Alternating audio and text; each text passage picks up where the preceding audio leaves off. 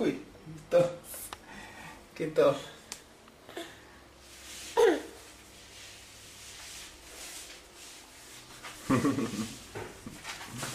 Topilino.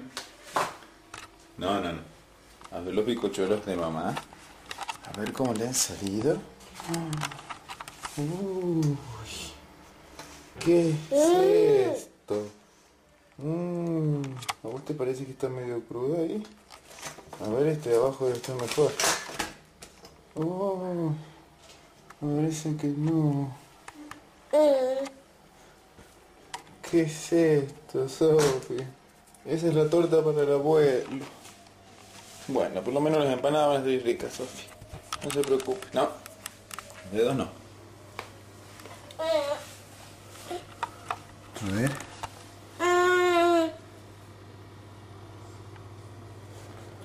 Ahí están las empanadas.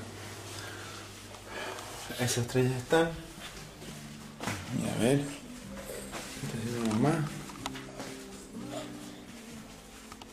Más empanadas. ¿Mostraste por lo menos los que están bien? Sí.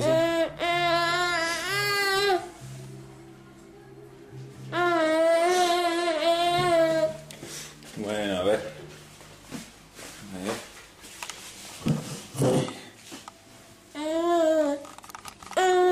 Uy, qué lindos bizcochuelos más amplios. Bueno, a ver, no.